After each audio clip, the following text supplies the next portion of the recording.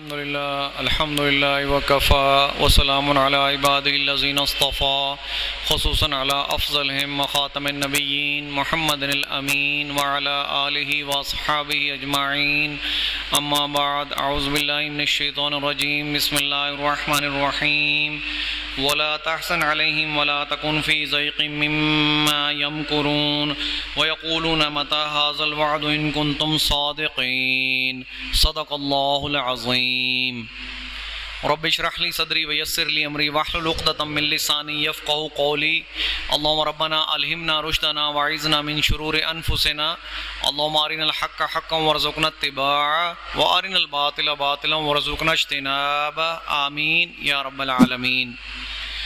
میرے محترم بھائیو، بزرگوں، دوستو، درس قرآن و درس حدیث کے ضمن میں سورۃ نمل کی 2 آیات تلاوت کی ہیں۔ اللہ تبارک و تعالیٰ سے دعا ہے کہ مجھے خود سمجھنے، آپ کو سمجھانے اور آپ کو سمجھنے کی توفیق عطا فرمائے، آمین۔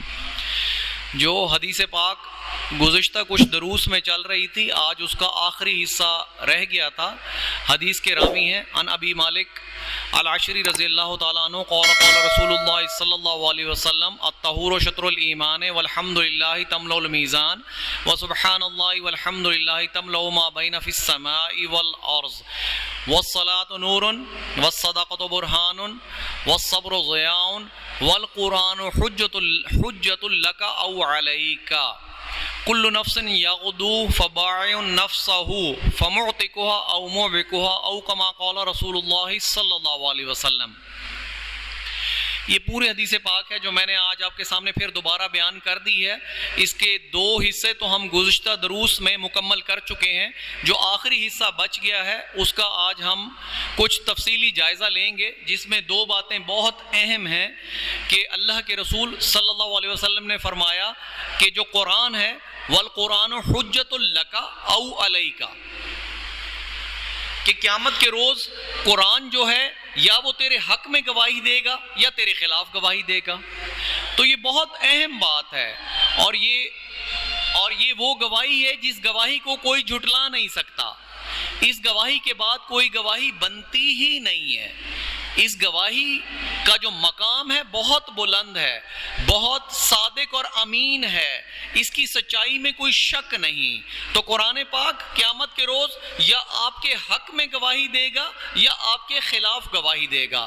تو آپ کو بنیادی طور پر قرآن کریم کے جو حقوق ہیں مسلمانوں پر، وہ بنیادی طور پر ذہن میں پھر سے تازہ کر لیں کہ میں نے آپ کو بارہا بتایا کہ قرآن کو پڑھنے کا حق ادا کریں، قرآن کو ایسے پڑھیں جیسے پڑھنے کا حق ہے۔ یا ایھا المزمل قم اللیل الا قلیلا نصفہ او انقص منہ قلیلا او زد علیہ ورتل القرآن ترتیلا، کہ قرآن کو ٹھہر ٹھہر کر پڑھا کرو۔ یہ اللہ تبارک و تعالیٰ نے اپنے رسول صلی اللہ علیہ وسلم کو ہدایت دی، جن کے دل پر نور پر یہ نور نازل ہو رہا تھا۔ یہ ہدایت حضور محمد مصطفیٰ احمد مجتبیٰ کو دی گئی، اور آپ کی وساطت سے تمام مسلمان، رہتی دنیا کے آخری مسلمان تک کو بھی یہ ہدایت ہے کہ وہ رتل القرآن ترتیلا، کہ قرآن کو ٹھہر ٹھہر کر پڑھا کرو۔ ایک تو قرآن کو ایسے پڑھو جیسے قرآن پڑھنے کا حق ہے۔ عربی کے جو لفظ ہیں ان کی جو ادائیگی ہے وہ بالکل ایسے ہونی چاہیے جیسے عربی زبان بولنے والے ادائیگی کرتے ہیں۔ قرآن کی تجوید آنی چاہیے، کیونکہ الفاظ میں کچھ الفاظ کو روکنا ہوتا ہے، کچھ پر غنہ کرنا ہوتا ہے، کچھ پر غنہ نہیں کرنا ہوتا، کچھ میں سکتہ لینا ہوتا ہے، کچھ میں وقفہ لینا ہوتا ہے۔ تو قرآن کو تجوید سے پڑھیں۔ اس کے لیے تجوید کا ایک پورا علم ہے جو کہ سیکھنی پڑتی ہے۔ یہ تو قرآن پڑھنے کے صرف حقوق ہیں مسلمان پر، کہ قرآن کو ٹھہر ٹھہر کر پڑھا جائے، قرآن کو ایسے پڑھا جائے جیسے عربی زبان بولنے والے اس کا مخارج ادا کرتے ہیں، قرآن کو تجوید سے پڑھا جائے، اور قرآن کو روزانہ کی بنیاد پر پڑھا جائے۔ ہمارے بڑوں میں یہ بڑی روٹین تھی، ہم نے بھی دیکھا کہ صبح صبح جب فجر کی نماز پڑھا کرتے تھے تو اس کے بعد گھر میں کوئی سویا نہیں کرتا تھا، سارے قرآن کریم کھول کر بیٹھ جاتے تھے اور ایک تلاوت ماشاءاللہ تلاوت ہوا کرتی تھی، ہر کوئی تلاوت میں لگ جاتا تھا، یہ ایک روٹین کا حصہ تھا۔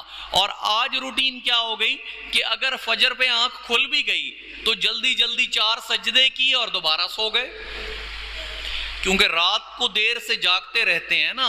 اللہ کے رسول کی یہاں بھی خلاف ورزی کرتے ہیں کہ اللہ کے رسول نے فرمایا کہ رات کو جلدی سویا کرو تاکہ فجر سے قبل تہجد پر اٹھا کرو۔ تہجد کے بارے میں نے آپ کو بتایا تھا کہ یہ وہ لوگ ہوں گے جن کو ایک منادی جو ہے وہ قیامت کے روز ندا دے گا کہ جو تہجد پڑھتے تھے اللہ کی رسول کی امت میں کھڑے ہو جائیں۔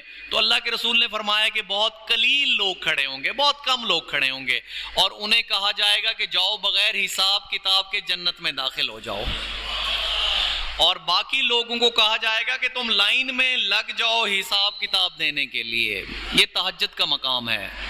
تو قرآن کریم کا پہلا حق تو آپ پر واضح ہو گیا۔ دوسرا حق یہ ہے کہ قرآن کو سمجھ کر پڑھیں، ایسے سمجھیں جیسے سمجھنے کا حق ہے، ایسے سمجھیں جیسے صحابہ کرام نے محمد رسول اللہ صلی اللہ علیہ وسلم سے سمجھا تھا۔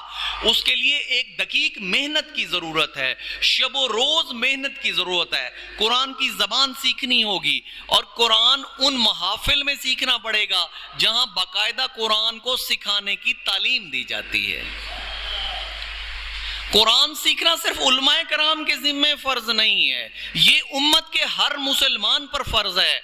قیامت کے روز جب اللہ تبارک و تعالیٰ کے سامنے پیشی ہوگی تو کیا یہ سوال نہیں پوچھا جائے گا کہ تم نے دنیا کے سارے دقیق علوم حاصل کر لیے، انگریزی بھی پڑھ لی، فزکس، کیمسٹری، بایولوجی، سائنس کے بڑے دقیق سبجیکٹس تم نے پڑھ لیے، وہ پڑھنے کی تو تم میں ذہنی صلاحیت تھی، تو کیا میرا کلام سیکھنے کی تمہارے اندر ذہنی صلاحیت نہیں تھی؟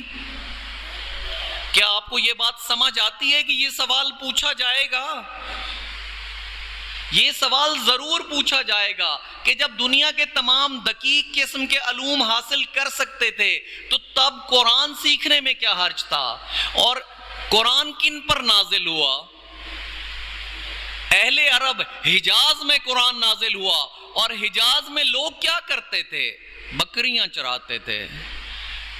ہمارے معاشرے میں ایک بکری چرانے والے کا لیول کیا ہوتا ہے؟ وہ صبح بکریاں لے کر نکلتا ہے اور شام کو واپس آتا ہے، اس کی ذہنی استطاعت اتنی زیادہ نہیں ہوتی کہ وہ دنیا کے معاملات بھی سمجھ سکے۔ یہ قرآن کریم ان بکری چرانے والوں پر نازل ہوا،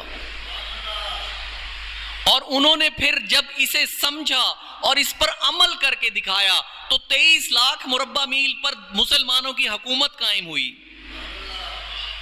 اگر وہ سمجھ سکتے تھے تو ہم کیوں نہیں سمجھ سکتے؟ تو قرآن کو ایسے سمجھیں جیسے سمجھنے کا حق ہے۔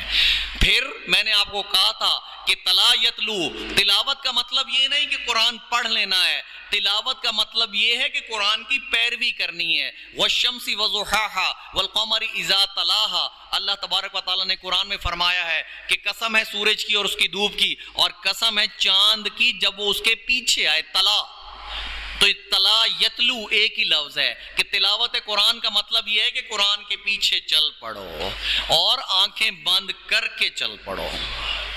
پھر یہ نہ دیکھنا کہ دائیں کیا ہو رہا ہے اور بائیں کیا ہو رہا ہے، وہی ہے سیدھا راستہ۔ اہدنا الصراط المستقیم، جو سیدھا راستہ مانگتے ہیں وہی سیدھا راستہ قرآن دکھاتا ہے۔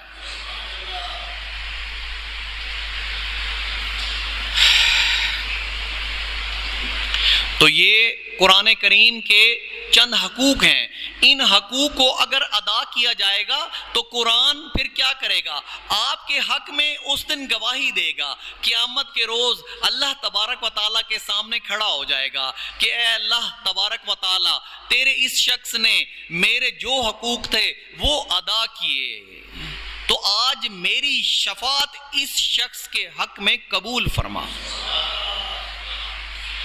اللہ کے رسول فرما رہے ہیں نا کہ قرآن والقرآن حجت لک او علیک، قرآن یا تیرے حق میں گواہی دے گا یا تیرے خلاف گواہی دے گا۔ یہ قرآن ہے کیا؟ کلا انہا تذکرہ۔ آج ہم نے قرآن کو چومنے اور آنکھوں سے لگا کر رکھنے کی کتاب تو سمجھ لیا ہے، آج ہم نے قرآن کو گواہی دینے کے لیے تو سمجھ لیا ہے، آج ہم نے قرآن کو گواہی دیتے وقت قرآن پہ ہاتھ تو رکھتے ہیں، بیٹی کو رخصت کرتے وقت اس کے سر پر قرآن تو رکھتے ہیں، لیکن بیٹی کو رخصت کرتے وقت اس سے پہلے جتنی تمام رسومات ہوتی ہیں وہ غیر قرآنی ہوتی ہیں، وہ تمام رسومات کا قرآن میں کہیں ذکر نہیں ہوتا، وہ تمام رسومات قرآن کی خلاف ورزی کرتے ہیں، اور جب رخصت کرتے ہیں تو پھر قرآن کو اس کے سر پر رکھ دیتے ہیں، تو پھر تو قرآن حفاظت نہیں کرے گا۔ اگر قرآن کی مان کر بیٹی کو رخصت کریں گے تو قرآن حفاظت کرے گا نا۔ تو اللہ تبارک و تعالیٰ فرما رہے ہیں کہ کلا انہا تذکرہ، کہ ہرگز نہیں، ایسا نہ کیجئے، یہ تو صرف ہدایت ہے، یہ اللہ کے رسول کو فرمایا گیا۔ اللہ کے رسول جب قرآن پڑھ کر سناتے تھے قریش مکہ کو اور وہ تضحیک کرتے تھے، مذاق اڑاتے تھے، طرح طرح کی اذیتیں دیتے تھے، تو اللہ کے رسول صلی اللہ علیہ وسلم ہمارے دلوں کا جو نور ہیں، آپ کا سینہ بھجتا تھا، تکلیف ہوتی تھی آپ کو۔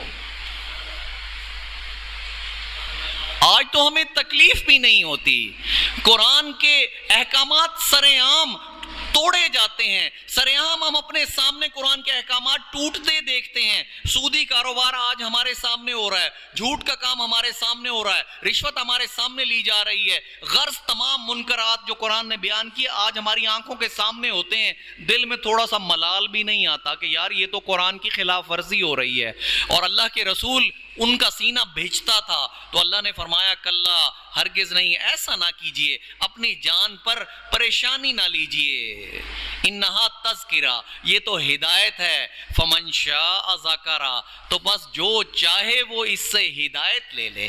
یہ کتاب ہدایت ہے، آج ہم نے اسے کتاب برکت بنا لیا۔ ہاں برکت ضرور ہے، لیکن اس کا اصل مقصد تو ہدایت ہے، ہدایت لیتے نہیں اور برکت ملے گی نہیں۔ بہت اہم نقطہ ہے، دماغوں کو کھول کر سمجھیے کہ برکت کے لیے لگاتے ہیں نا، آنکھوں پر لگاتے ہیں، چومتے ہیں، برکت ملے گی، اگر ہدایت نہیں لی تو برکت بھی نہیں ملے گی۔ اگر ہدایت لیں گے، قرآن کے پیچھے چلیں گے تو برکت بھی ملے گی۔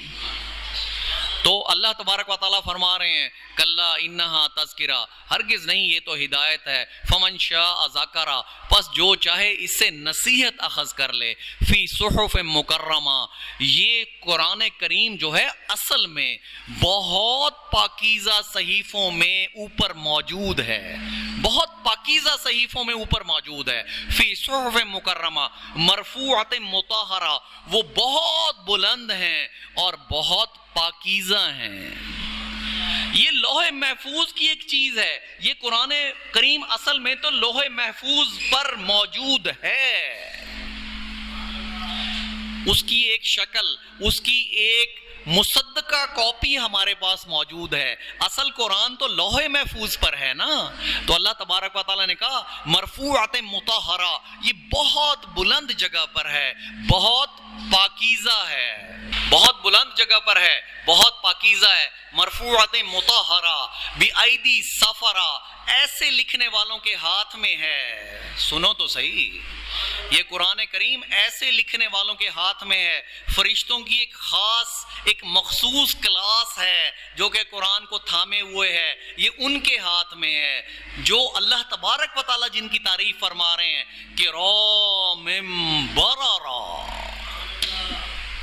ان فرشتوں کی تعریف اللہ تبارک و تعالیٰ خود فرما رہے ہیں کہ یہ قرآن کن فرشتوں کے ہاتھ میں ہے، جو بہت معزز ہیں، بہت معزز ہیں اور بہت نیک بھی ہیں۔ فرشتے تو سارے ہی نیک ہیں نا، معصوم عن الخطا ہیں فرشتے، نفس لگا ہی نہیں ہوا، لیکن قرآن کو تھامنے والے فرشتوں کی کیٹیگری ہی الگ ہے۔ یہ اتنی باعزت کتاب ہے، یہ اتنی باعزت کتاب ہے، یہ اتنی مکرم کتاب ہے کہ اس کے لیے جو فرشتوں کی کلاس ہے جو تھامے ہوئے ہے وہ کلاس ہی الگ ہے۔ اس کی تعریف اللہ تبارک و تعالیٰ نے قرآن کریم میں خود فرما دی کہ بہت کرام ہیں، بہت باعزت وہ فرشتے ہیں، بررہ بہت نیک بھی ہیں۔ فرشتوں کی کلاس میں بھی سب سے نیک فرشتے وہی فرشتے ہیں جو قرآن تھامے ہوئے ہیں۔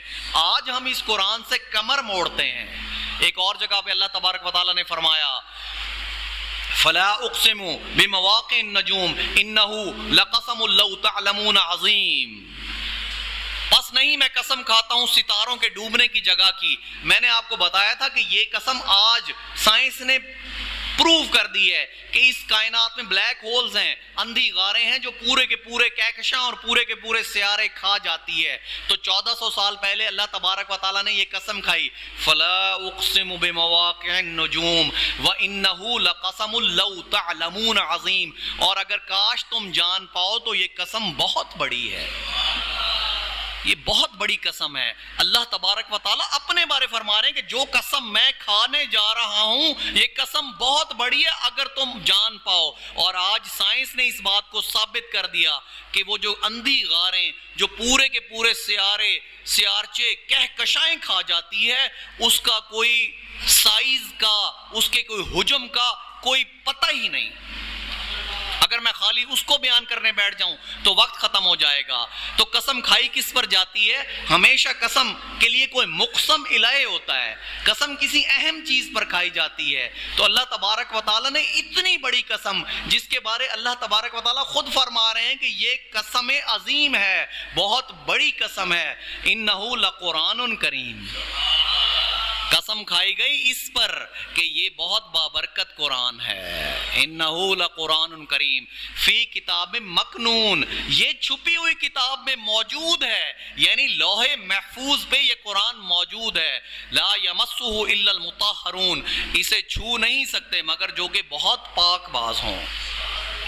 علماء کرام نے اس سے انتباہ کیا ہے کہ قرآن کو چھونے کے لیے باوضو ہونا ضروری ہے، پہلے آپ جنابت کی حالت میں نہ ہوں، دوسری بات آپ پاکیزہ ہوں، باوضو ہوں تو سب سے زیادہ اچھا ہے، اور تیسری بات میں نے شامل کر دی تھی کہ اگر آپ کا دل پاک ہوگا، دل سے تمام برائیاں نکلی ہوں گی تو قرآن دل میں جائے گا، ورنہ قرآن اتنا بابرکت اور پاکیزہ ہے کہ آپ کے کالے دل پہ نہیں گھسے گا۔